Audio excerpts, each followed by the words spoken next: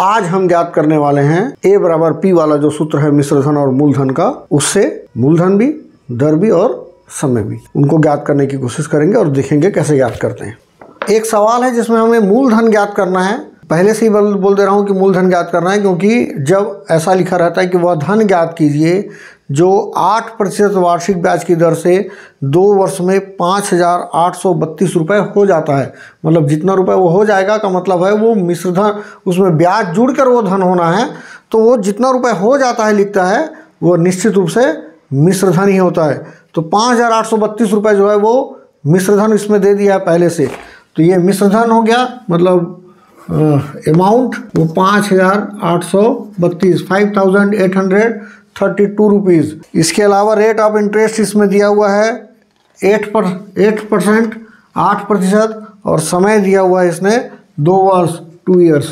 तो ये हम लोग इस तरीके से लिख लेंगे। चूँकि हमारे पास मिश्रधन है, अमाउंट है, रेट ऑफ इंटरेस्ट है और टाइम भी है, तो हम लोग अपना मिश्रधन वाला ही फार्मूला लगाते हैं। A बराबर P 1 + R/100 यहाँ पर जैसा बोला था 1 2 3 4 तो अज्ञात राशि हैं, इसमें से 3 पता है, ये और ये, एक बची गई है, आपको इसको ज्ञात करना है।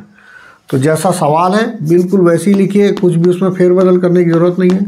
अमाउंट की जगह में अमाउंट लिख दीजिए, P आपको पता नहीं है तो आपको रहन देना है उसे। 1 + रेट ऑफ इंटरेस्ट 8/100 और टू 2। तो जो कट सकते हैं उन्हें काट दीजिए, जैसा यहाँ पर है आप काट सकते हैं। 2 चौक 8, 2 पंचे 10, 2 शून्यम 0, 2 4 जा 8, 2 5 जा 10 और 0, वैसे ही 2 2 जा 4, 2 2 जा 4, 2 5 जा 10, मतलब 2/25 आ गया। और इसके आगे उसको कटना नहीं है, एक बार लिख लेते हैं जिससे कुछ गलती होने की संभावना ना रहे। 2/25 जैसा इसके पहले सॉल्व किए थे बिल्कुल वैसे सॉल्व करेंगे इसको भी। 25 1 जा 25 + 2/25 ये हो जाएगा P 27/25 ये अमाउंट है 5,832 रुपीज़। जैसा है आप चाहें तो इसको मल्टीप्लाई कर दीजिए और नहीं भी करेंगे तो भी चल जाता है। तो अगर मल्टीप्लाई करके बनाना हो, पिछले बार हम मल्टीप्लाई करके बनाए थे, इस बार बिना मल्टीप्लाई के बनाते हैं और देखते हैं, है ना। 5,832 = P × 27/25 × 27/25। चूँकि पावर में 2 है, घात 2 है यहाँ पर, तो इसलिए उसे 2 बार लिख लिए हैं, जैसा आप लोगों ने घातांक नियम में पढ़ा होगा। इसे कोशिश करता हूँ इस तरफ में सॉल्व करने की। ये P × है, चूँकि P हमको ज्ञात करना है तो अब ये यहीं रहेगा। तिरक गुणा कर देते हैं, 25 × 25 को इधर और 27 × 27 को नीचे। तो क्या दिख रहा है ये 5832 × 25 × 25 और नीचे में आ जाएगा 27 × 27। हम लोग पहले भी देखें तिर्यक गुणा, तो तिर्यक गुणा करना था, तिर्यक गुणा कर दिए हैं। अब इसको काट लेते हैं। जैसा दिख रहा है कि नीचे में तो विषम संख्या है, 3 के पहाड़े में आती है, ये 3 के पहाड़े में आता है या नहीं आता है। तो 8 5 13, 3 16, 2 18, 3 के पहाड़े में 18 आता है, तो ये संख्या भी पूरी 3 के पहाड़े में आ जाएगी। काट लेते हैं। 3 9 27, 3 9 जा 27, इसको भी 3 से काट लेते हैं। 3 1 जा 3 9 जा 3 4 जा 3 4 जा। अभी भी 4 4 8 9 8 17 और 1 18, अभी भी 18 आ रहा है, अभी भी 3 से जाएगा। 3 3 9, तो हम लोग 3 6 18, 3 4 12 और 3 8 24। अभी भी वो जो संख्या दिख रही है अभी भी उसमें 18 दिख रहा है। 8 4 12 6 18, तो 3 के पहाड़े में अभी भी आता है, काट दीजिए। 3 दूनी 6, 3 1 3, 3 6 18। और अब इसको भी आगे काटते बनता है 6 और 1 7 2 9, तो अभी भी कट रहा है। 3 9 27, 3 7 21, 3 दूनी 6, 9 1 9, 9 8 72। तो P = हो गया 8 × 25 × 25। जो बचा है 25 को हमने किसी से नहीं काटा है, ना कट रहा था वो, तो वो वैसी है। मल्टीप्लाई कर दीजिए, तो 25 8 200, 200 × 25 मल्टीप्लाई कर दीजिए, कितना आ गया 5000, 5000 रुपये आ गया। मतलब मूलधन जो है वो 5000 रुपये है और 5832 रुपये मिश्र धन था। तो ये हमेशा ज़्यादा होता है, ये हमेशा कम होता है। इसको हमेशा सावधानी रखेंगे, अगर ये कम आया तब सही है ये भी, है ना। तो इस तरीके से आप सवाल अपना हल कर सकते हैं। मूलधन हमने मिश्रधन के सूत्र से हमने मूलधन ज्ञात किया है एक प्रकार से, तो ये इस तरीके से हम ज्ञात कर सकते हैं। इसमें और भी चीज़ है, आपको रेट भी ज्ञात करना होगा तो आप रेट भी ज्ञात कर सकते हैं, टाइम भी ज्ञात करना होगा तो आप इसमें टाइम भी ज्ञात कर सकते हैं। इसी तरीके से हम देखते हैं कोई एक आध सवाल। एक सवाल जो थोड़ा सा इंपॉर्टेंट है मैं ले रहा हूँ, उसकी जगह में एक दर वाला सवाल हम लोग ले लेते हैं। हमारे पास एक सवाल है, कितने प्रतिशत वार्षिक ब्याज की दर से 4000 रुपये 2 वर्ष में 5290 रुपये हो जाता है। 4000 रुपये 2 वर्ष में 5290 रुपये हो जाता है। जितना रुपये हो जाता है वो है मिश्रधन, तो 5290 रुपये ये अमाउंट हो गया 5290 रुपीज़। 4000 रुपये के लिए बोला था तो 4000 रुपये मूलधन हो गया।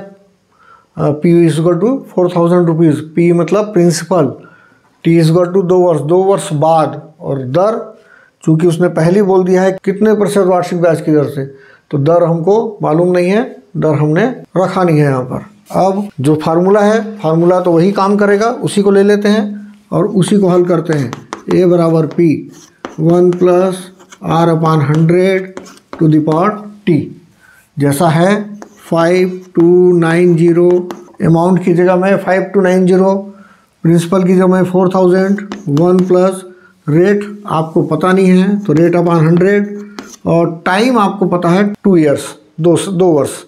तो हम इसका पहला काम ये रहता है कि आप मूलधन को सबसे पहले 13 गुणा करके यहाँ नीचे ले जाइए, क्योंकि और किसी तरीके से यह हल होना नहीं है आसानी से।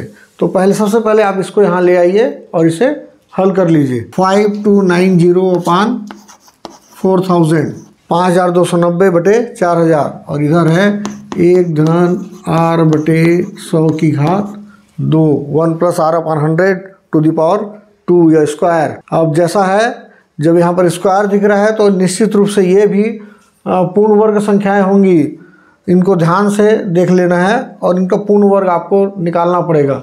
अगर आप इसको निकालने के लिए जाएंगे तब आपको पता चलेगा ये कितना है। तो पहले थोड़ा सा हम इससे सॉल्व कर लेते हैं। ये 0 0, ये स्थिति आनी चाहिए कि जो संख्या दिखे वो पूर्ण वर्ग हो। तो एक शून्य वाला कभी पूर्ण वर्ग नहीं होता, तो इसलिए हमने एक शून्य को काट दिया है। 529 जो है वो 23 का वर्ग है, 400 जो है वो 20 का वर्ग है। तो हम इसे लिख सकते हैं 23 बटे 20 की घात 2 बराबर 1 धन R बटे 100 की घात 2। ये है, अभी बीच में चूंकि बराबर का चिन्ह है, यहाँ भी घात 2 है, यहाँ भी घात 2 है। ये पूरी तरीके से अगर बराबर है, अगर ये वर्ग के रूप में बराबर हैं तो ये बिना वर्ग के में भी बराबर होंगे। अर्थात अगर घात समान है तो आधार भी बराबर होंगे।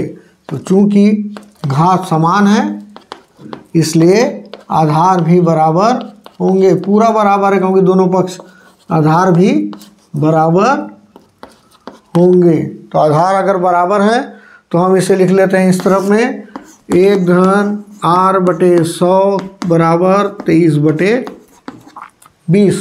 एक धन है तो अच्छा राशि यही है।